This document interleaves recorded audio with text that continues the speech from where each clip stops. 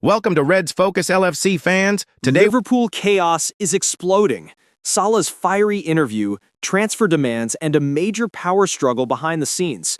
Everything is kicking off at Anfield. Before we break it all down, make sure to subscribe and turn on notifications so you never miss the latest Liverpool updates. Let's get into it. I spoke to Mohamed Salah for fiery Liverpool interview. He was selfish and won't get what he wants. The Echo's Liverpool FC correspondent Paul Gorst spoke to Mohamed Salah during his explosive interview at Leeds United. For virtually all of his 420 games as a Liverpool player, Mohamed Salah has politely but decisively rejected the chance to speak to the media after the final whistle has sounded. To be precise, the Egypt superstar has done it on 417 occasions. Just 3 times, prior to Saturday's explosive offering, has he taken some time to speak to those assembled after matches in the hope of speaking to a player or two. In 2018, he made good on a promise after he had reached the 40-goal landmark in his first season. Salah may have thought he had set the bar unrealistically high on that one in an effort to avoid a conversation, but he ensured he kept to his word. In 2019, just moments after he had become a Champions League winner with the Reds, he also spoke, beaming with pride as the winner's medal hung from his neck in Madrid after that 2-0 win over Tottenham Hotspur. And 13 months ago, outside a rain-soaked St. Mary's, Salah revealed to just a handful of reporters that he was more out than in on account of failing to reach an agreement on a new contract.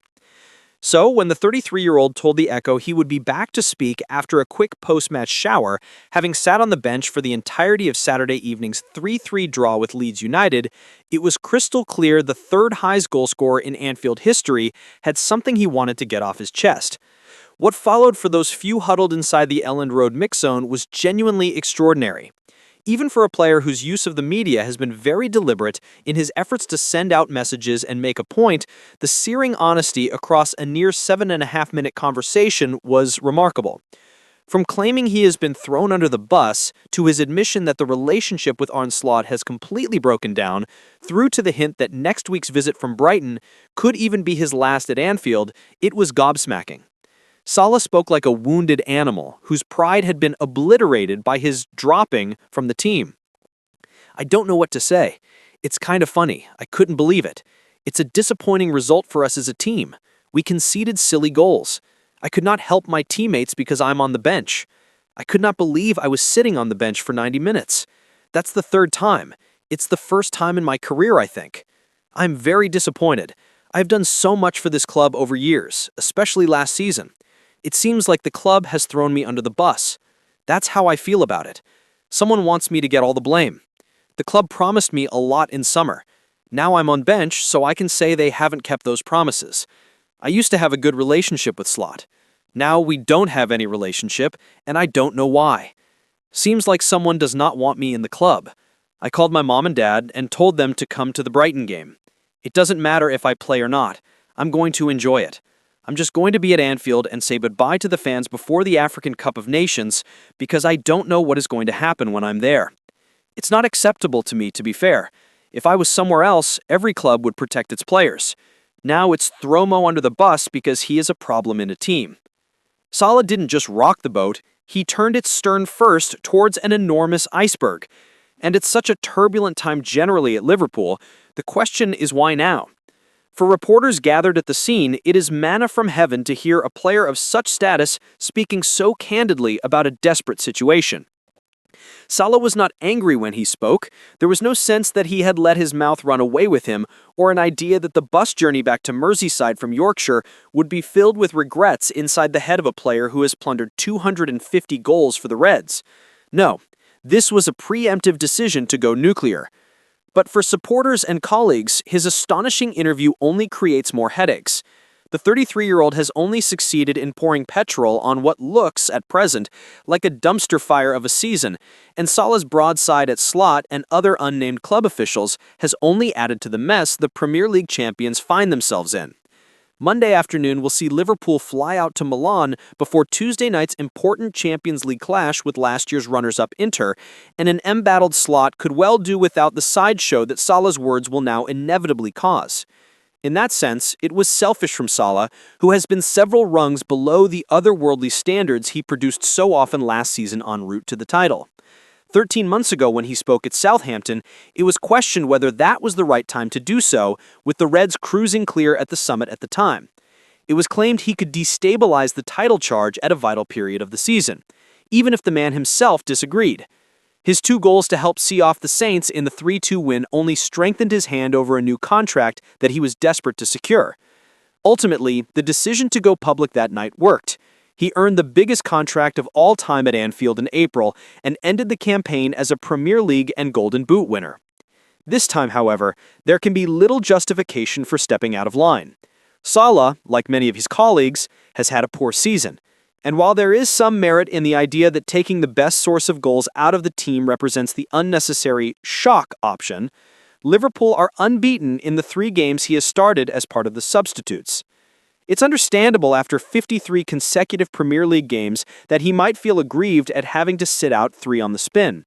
But such are the fluctuations of form at the elite level, and at a time when Slot is having to plan ahead for his forwards weeks at the African Cup of Nations, it cannot be argued that the head coach is cutting his nose off simply to spite his face.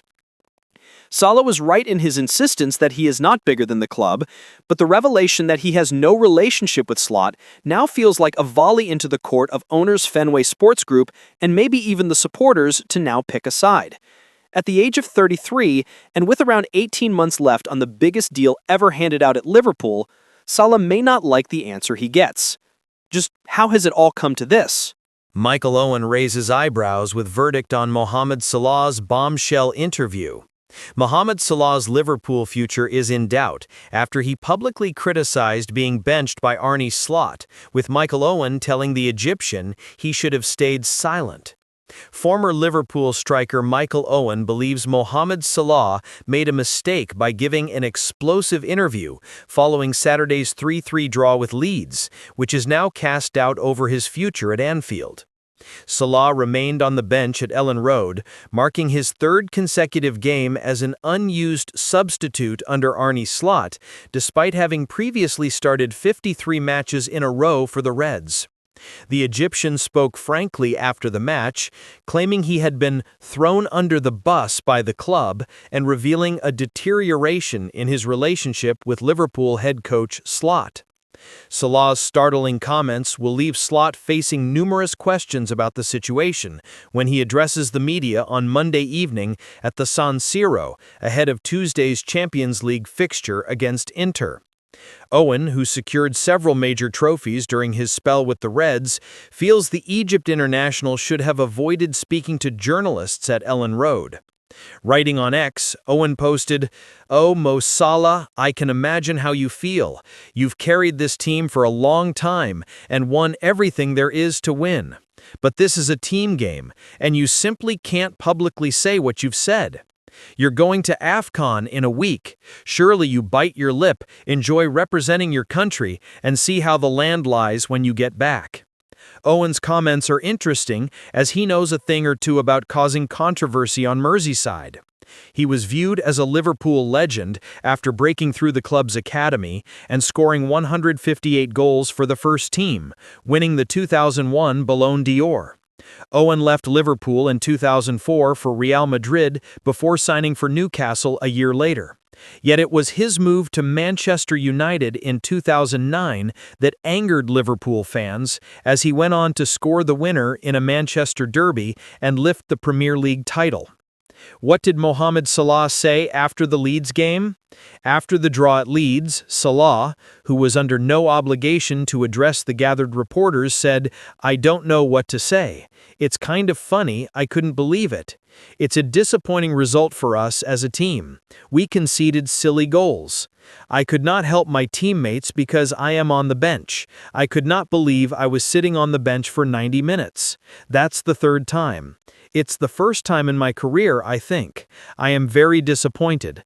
I have done so much for this club over years, especially last season. It seems like the club has thrown me under the bus. That's how I feel it. Someone wants me to get all the blame. The club promised me a lot in summer. Now I'm on bench, so I can say they haven't kept those promises. I used to have a good relationship. I don't have any relationship, and I don't know why. Seems like someone does not want me in the club. I called my mom and dad and told them to come to the Brighton game. It doesn't matter if I play or not, I'm going to enjoy it.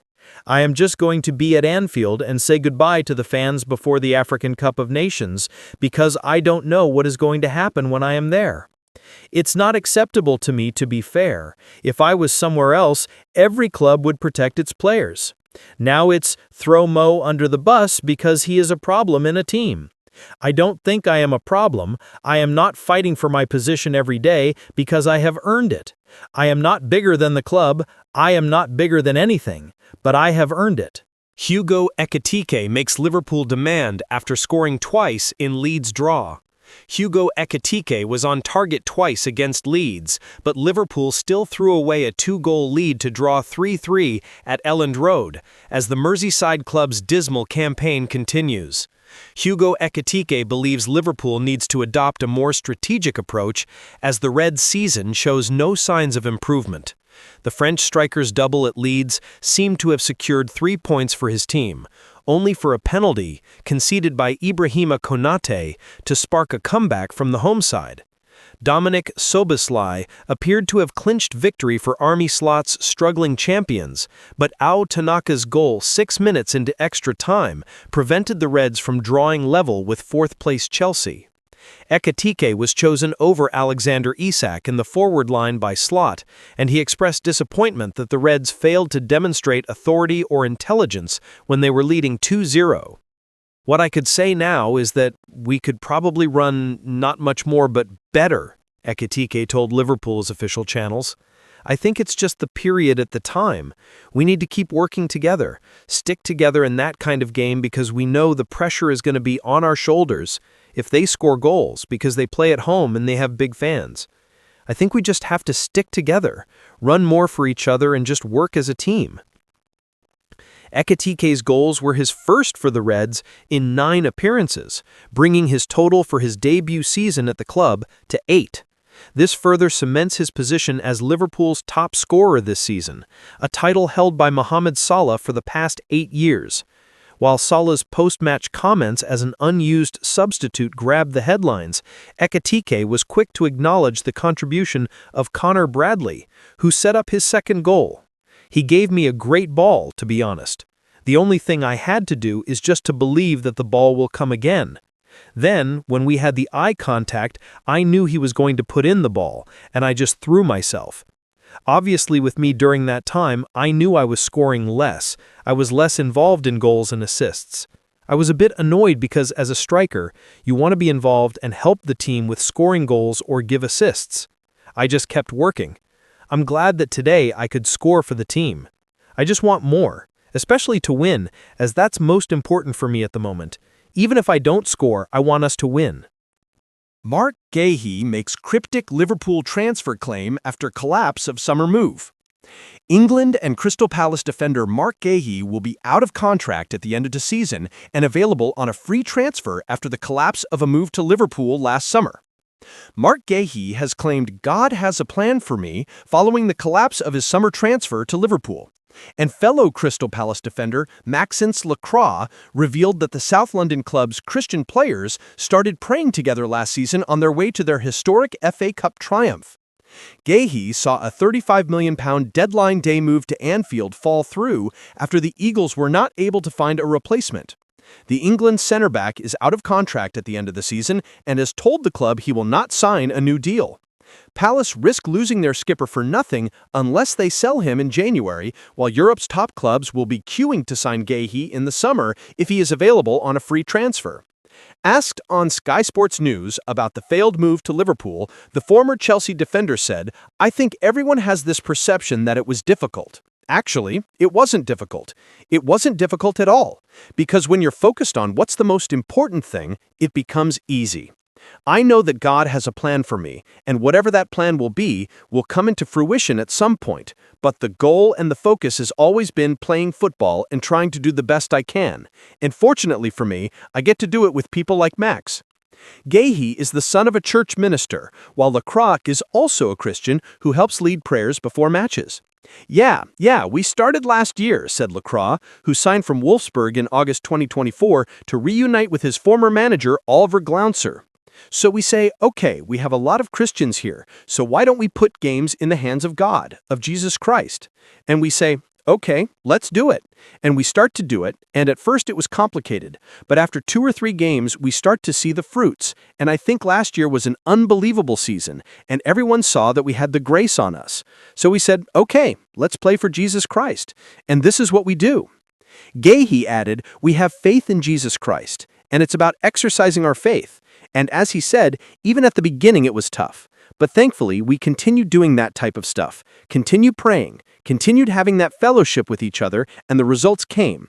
But it's not even about that. It's about just being together with your brothers and showing that faith and showing that we want to play for His glory and giving all the glory in everything that we do, whether the things are going well or not, doing the same.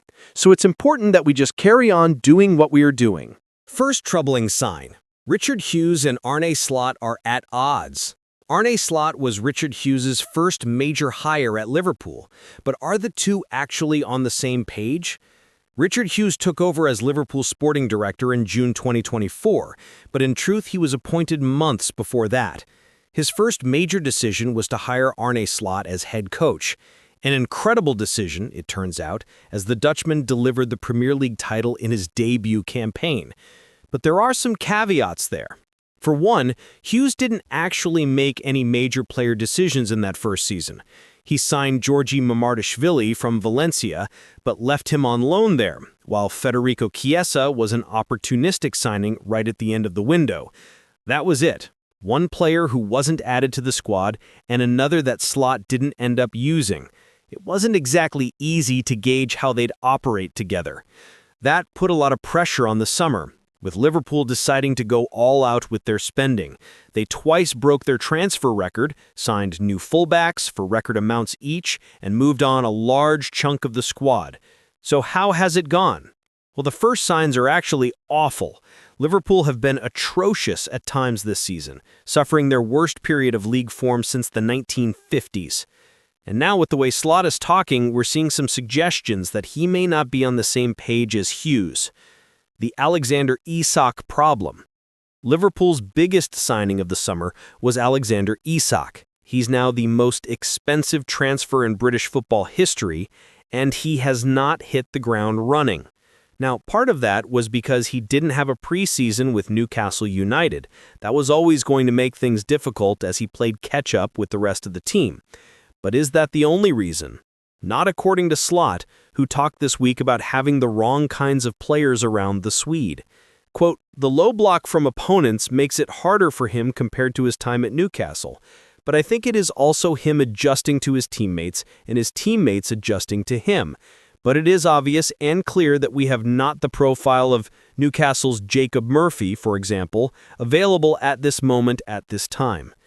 With all due respect to Jacob Murphy, who is a very good player, you'd like to think Isak would be able to operate with the likes of Mo Salah, Florian Wirtz, and Cody Gakpo around him.